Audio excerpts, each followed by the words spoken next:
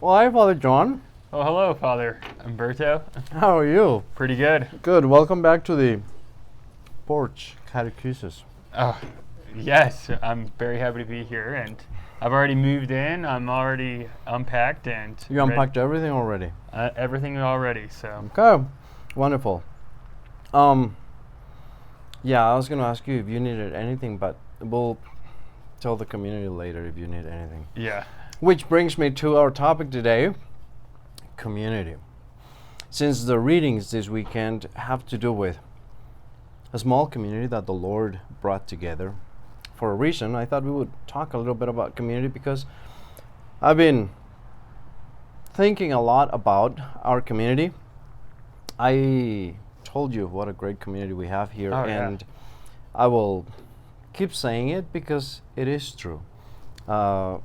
I've been here 4 years, and I can attest to that. We have a wonderful community, and it's a big community. I still don't know many of the names, so most of you I know, I love, but by name, with my small memory, it's a little difficult. So, but let's talk about community because it is important. You see, in the 60s and 70s, there was this mentality of community that was a little different than what the church has thought about when it comes to community and the reason why we have community. So in 60s and 70s, in my time, he's a newbie, he's younger, he's a millennial, Yeah. but in my time it was a little different. So after the Second Vatican Council, the concept of community became so prevalent that instead of thinking of community for the sake of salvation and a community that would gather around the Lord and to worship the Lord and to go to the sacrifice of the Lord and build the community so as to bring the whole entire community of the world into heaven, it became a little different in this sense. It was a community for the sake of community. And so much so that in some places, the community was more important than the sacrifice of the Lord. So, in fact, that's one of the reasons why we started getting round churches built, because it's all about the community. Let's gather around one another, and then the Lord, the focus of it was not the Lord, was not the Blessed Sacrament, the sacrifice at Mass. You could see your community as you came to Mass. Yeah. You could see each other across the altar, and it just became very different. But community it's not for the sake of community, but for the sake of salvation. So yeah. Yeah. So what do you think about concept of community? And I'm asking you because you just came from a great community that had everything figured out and scheduled and everything, and it's going to be a big change for you, but you've lived in this community for a few years. So Oh, yeah. Well, you're absolutely right, especially with community in the seminary. It was for the sake of men coming together, studying for the priesthood, and so we had that common purpose, that common mission in that established community, which was for vocational discernment and pursuing the Lord and His call. And so when the Lord sends out the apostles 2 by 2, those two apostles, like me and you, we have a community between each other, and they have it between each other. But it was for the sake of the mission, which is the primary mission of the salvation of souls, of evangelizing the whole entire world and making disciples of all nations. But then you also have, and you were talking about community within the Second Vatican Council and the church, and not having community for the sake of community, because if you had that, that would be like a college frat party. there you go. And Yes. there's really no sense of virtue, no sense of calling someone else to a higher standard of living in just having community for the sake of community, because anyone can do whatever they want, but they're just coming together to just have fun. But in the church, we have community, and that community that we establish in the body of Christ is the pursuit of holiness. And that's why in the families, it's the mother and father who are the primary leaders of that community that call their children to a higher level of living. So, Right. Now, it doesn't mean that everyone thinks exactly the same, that everyone is exactly the same. There are differences in various ways within the community. Think of the community of the disciples. I was reading about them because, this week we have been hearing about the call of the disciples, and that comes up on the weekend readings as well. And so, if you think about that community, it was diverse. Now, I hesitate using that word in this day and age because it's a whole different can of worms when you mention that word. But it was diverse indeed. There was someone that knew scriptures very well, who was studying by a tree when he was called. There was fishermen. yes, very poor people, fishermen that did not have much studies, right? There were people that were very, very Jewish, and we can tell by the names. Simon is, comes from one of the names of the tribes of Israel. Judas is another very Jewish name, and we have two of them, but we also have Philip, which comes from Philippos, that is very Greek, and we have Andreas, that's also a Greek name. So they were diverse in that way. In fact, in the Gospel of John in chapter 12, we have some Greeks that come and want to see Jesus, and they come first to Andrew and Philip because they knew, who to approach because of their background. So there were people on the right and on the left, and that's a whole nother catechesis.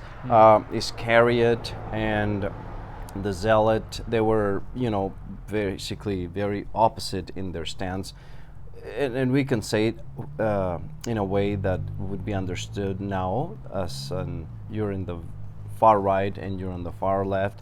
So they were very diverse within themselves, and also there were difficulties sometimes among themselves, right? Arguments that came about, and we hear about them in the scriptures. So tell us a couple of things that, without naming names, because maybe some of the seminarians will see it, that you encountered while you were in your community. Yeah, I mean, from day one. So I was definitely, I came out of the world after working for a while and even living by myself for about a year and a half. And God called me to the seminary to live in that big community. And I had to learn how to live with guys who were in their early 20s, mid 20s, and even in their late 20s. And 30s as Any well. oldies? Oh, oldies too. Okay.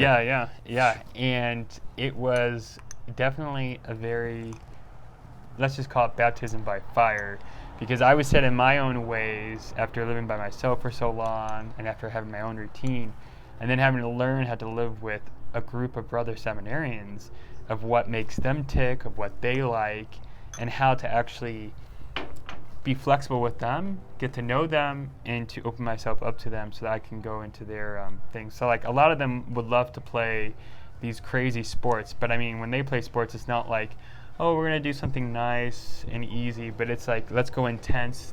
I mean, they go and play basketball together, and it's like the NBA championship because they're so intense. Or sometimes they'll play board games and really like that. Or even sometimes they'll just, act goofy sometimes and just want to just go crazy. And then, and then if someone leaves the bad dishes, because they still have the old college habits of just leaving their dishes around. But I think that gets kind of weeded out really quickly in seminary. But you have to be kind of patient with them and how to clean up after them charitably. But yeah. So tensions can arise pretty easily. Oh, correct. Quickly. Right? Yeah. So community doesn't mean that everyone is happy all the time and that everybody thinks the same way and everything goes so smooth. And it is the same in the parish. As I tell you that this is an awesome community, sometimes there are difficulties. Difficulties can come about because we all tend to think, for example, if I belong to the group of, I'm not going to mention any, how about this? Because we're in Boulder County, I'm in the group of tree worshippers. Yeah. That's so pagan, I'm sorry, Lord. Just to give an example, I may think that my group is the most important one in the parish and I come before all the other groups. So there are tensions at times in every community. There have been tensions throughout the history of this community, but thankfully it's not like we have big problems. So there have been tensions. Where I'm going with this is that even if tensions come about, we are still part of the community.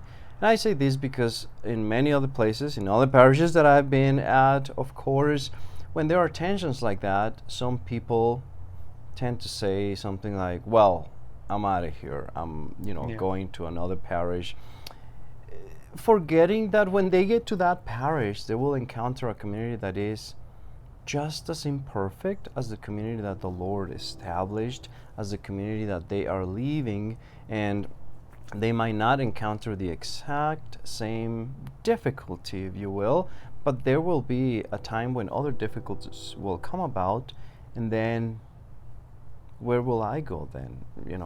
I can look for another community, but then I'll just keep searching, and eventually I will run out of communities. And so the important thing is stick with the community. One of the elements of this community that's, I think, very important is that in terms of diversity, we have a large percentage of Spanish speakers. We have two large Spanish masses, and I am trying to bring the two communities together subtly. So in a slow way, but in a way that will work out. One of the things that this is the first time we announce it publicly, is this. We are starting a Christmas market this year. This winter, for the first time in the parish, we're going to have a Christmas market. Most parishes, most communities have some kind of a festival around the feast of their saint, and it's a fundraiser, for the parish, and they have lots of food and people come together to prepare everything, and it's a great thing, and it requires some work and setup and all that stuff. And we don't have one for this reason. I think this is why we don't have it, because our feast day is on June 24th, and by that time everybody's pretty much on vacation. Yeah. They're in Disneyland, Greenland, La La Land. Oh no, that's me. And so I don't think it would work very well. I think that's probably the mentality on why no one ever established a festival.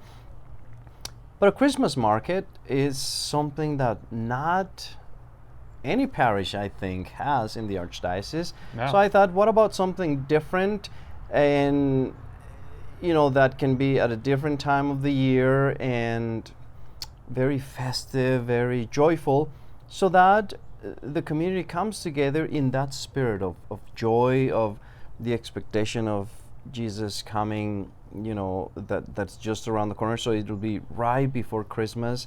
And of course, usually Christmas markets are very European, but this is going to be a lot of flavors of what we know. Mm-hmm. We'll try to get some European elements to it because they're European, but then in terms of food, things that we are used to for most of them, although we can have some flavors from there. Have you ever been to Christmas markets? I have, actually. There is actually a famous one down in Denver.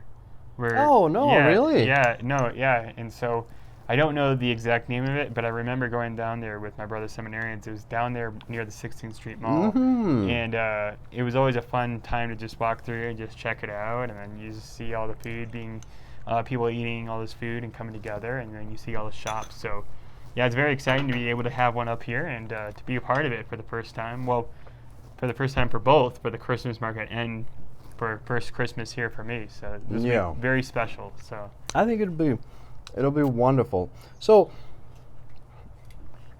the one of the main things that I would like to ask our people that watch this video is to pray about our community, about unity among us for the common purpose, which you mentioned it so on point, for the salvation of souls. Everything is ultimately for salvation of souls. That's why we come together and gather around Christ, not around ourselves. He has to be the center. Yet there are things that we can do that are, fun, like music, things that have to do with food. The Lord did that a lot. He had dinners and meals with many of the friends that he gathered with, and even with the large community when he did the miracles of the multiplication of the loaves and fish. So as we gather as a community every Sunday and on events that have to do more with social elements, I would beg you to pray about the unity of our community and to try to make our community stronger. Another element that's coming back right now in our community is, the Sunday donuts or burritos or Knights of Columbus breakfast, precisely because after Mass, we want to talk to people. I don't want people talking in church, because when you get to church, you have to prepare yourself to celebrate Mass. And after Mass, it'd be nice if we keep a spirit of prayerfulness. So I would prefer more silence, a lot more silence when we get to church. But I understand that we want to visit with each other because many of these families haven't seen each other in a week. So we are bringing back, that social aspect in Benedict Hall. And this weekend, actually, after the 8:30 a.m. Mass, the 10:30 a.m. Mass, I would invite the community to come and meet you, because there's going to be food and you're going to be there. You're going to be tired, Father, because everybody will want to meet you. And I think that's a great thing. That's awesome. Okay, we're going to love you to death. Yeah, I'm looking forward to it, and I'm looking forward to meeting everyone this weekend, too. It's going to be a lot of fun. So great. All right. Love you. Love See you guys, too. weekend. God bless See you at you. Mass. Bye.